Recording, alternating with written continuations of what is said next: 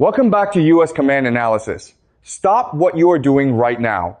Put down whatever is in your hands, close whatever tab you have open, and give the next few minutes your complete and undivided attention.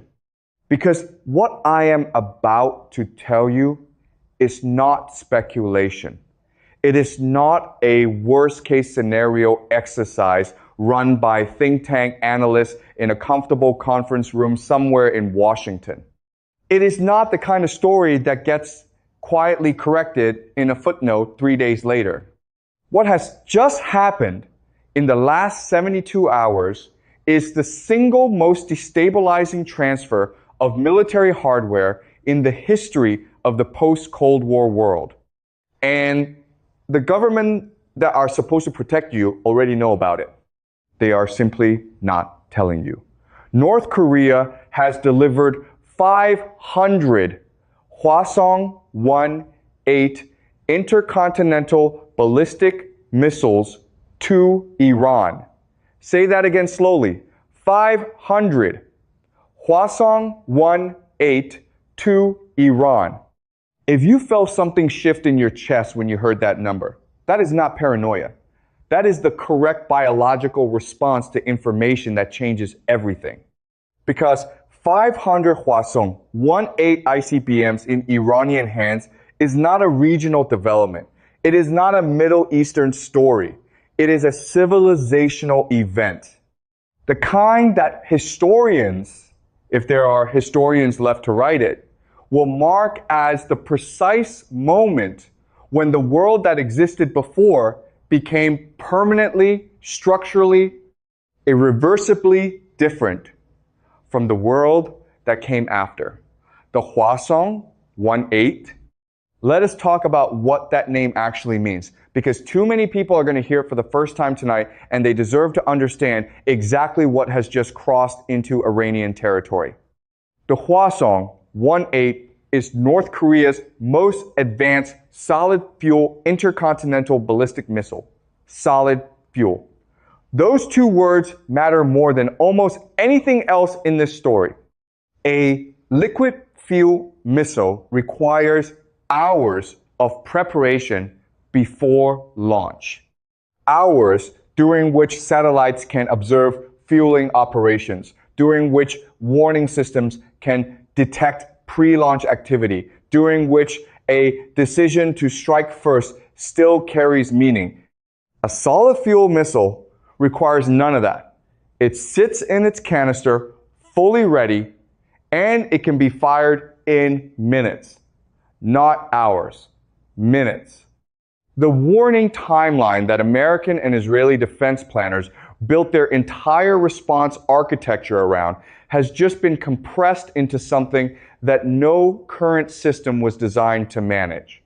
The range of the Hwasong-18 exceeds 15,000 kilometers from Iranian territory.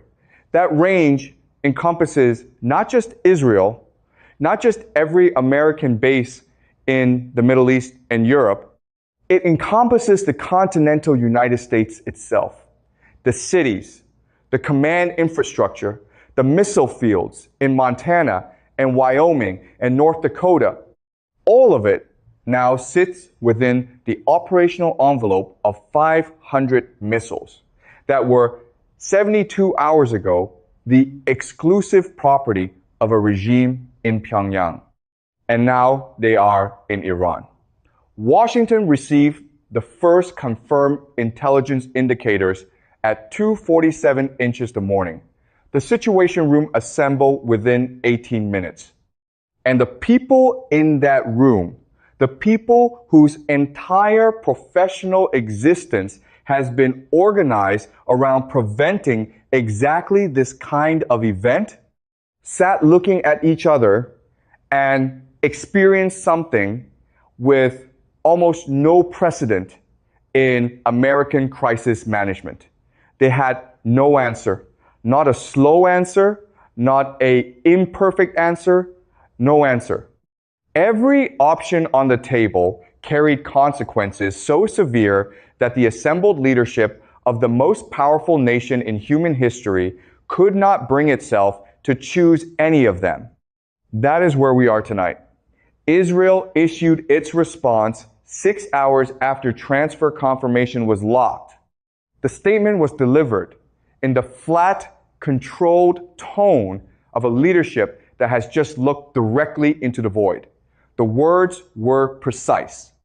Iran has 48 hours to remove these systems from operational status, or Israel will act with every instrument available to it. Every instrument. In a country whose nuclear arsenal has never been officially confirmed but has never been seriously doubted, those two words carry a weight that no diplomatic communique can adequately translate. But here is the strategic reality that makes that ultimatum simultaneously necessary and almost certainly insufficient. Iran cannot return 500 Hwasong-18 missiles in 48 hours. The physical logistics of such a reversal, even assuming Iranian willingness, which Tehran's public response made absolutely clear is not forthcoming, would require months. The underground storage facilities, the command and control architecture already integrated into Iranian strategic planning, none of it can be dismantled in 2 days. The ultimatum is therefore not a demand that can be met.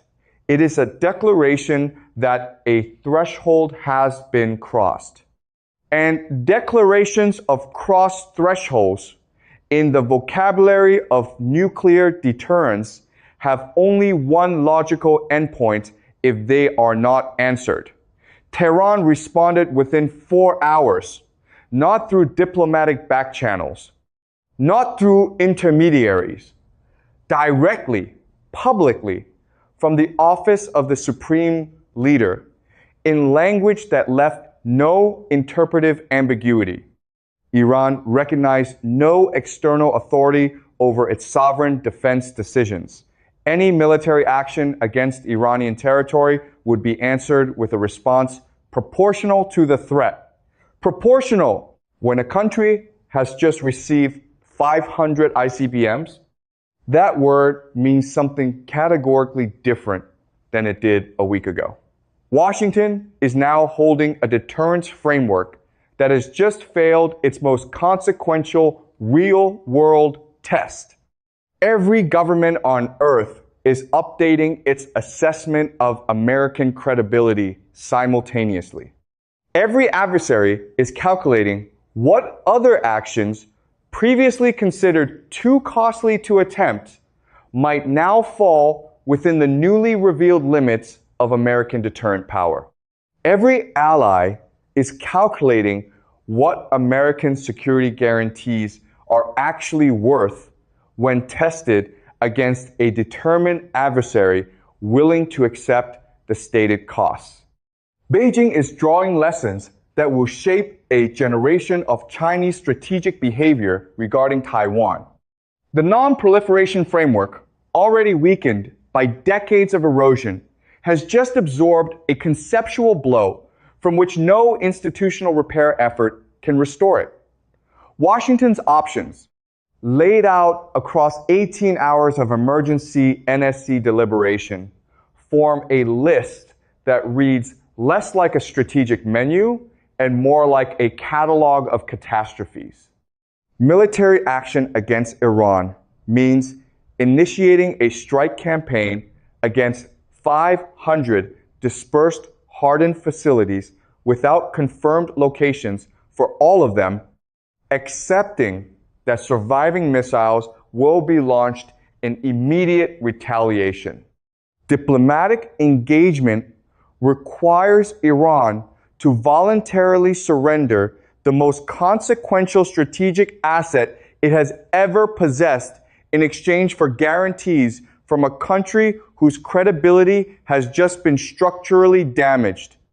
Expanded sanctions carry no additional deterrent weight against a government that just demonstrated it was willing to absorb every cost to acquire this capability. There is no clean option. There never was. But tonight, there is not even a messy one. the Gulf states are recalculating from scratch. Saudi Arabia, the UAE, Qatar, every monarchy that structured its security around American guarantees is now sitting across the Persian Gulf from an Iran armed with 500 solid fuel ICBMs. The quiet accommodation track, the careful hedging between American alignment and regional pragmatism has just been validated beyond any remaining argument. Every Gulf capital will accelerate its realignment. The American security umbrella will become a formality, consulted for appearances and ignored in substance. Moscow is watching with the satisfaction of a strategic observer who did not need to spend a single dollar or risk a single soldier to achieve an outcome that comprehensively advances Russian interests. Every percentage point of American strategic attention consumed by a nuclear-capable Iran is a percentage point unavailable for pressure on Russian positions in Ukraine, in the Arctic, in the former Soviet space, that Moscow regards as its permanent sphere of influence. Every allied government that loses confidence in American security guarantees is a government that Russia can cultivate as an alternative partner. The transfer cost Russia nothing. Its strategic benefits for Moscow accumulate automatically and permanently. The non-proliferation framework has not merely been damaged tonight, it has been rendered conceptually obsolete. A framework built around preventing states from developing nuclear weapons has no answer for a state that receives 500 nuclear delivery systems as a strategic transfer. The architects of the Non-Proliferation Treaty did not model this scenario because they did not believe it was executable. It has now been executed. And the world that existed before this transfer, the world of managed deterrence and institutional constraints on the spread of civilization-ending weapons, is gone. It ended not with a declaration or a treaty or a war, but with 500 missiles crossing a border in the darkness, loaded onto Iranian transporters, and driven into hardened facilities that conventional military power cannot reliably reach. What replaces it will be more dangerous, more unpredictable, and more honest about the actual distribution of power in a world where strategic boldness has just proven more decisive than decades of alliance commitments and institutional frameworks built for a different era. The old guarantees are gone. The old assurances that technology and alliance and American power could prevent the worst from happening are gone. What remains is the raw arithmetic of a world in transition.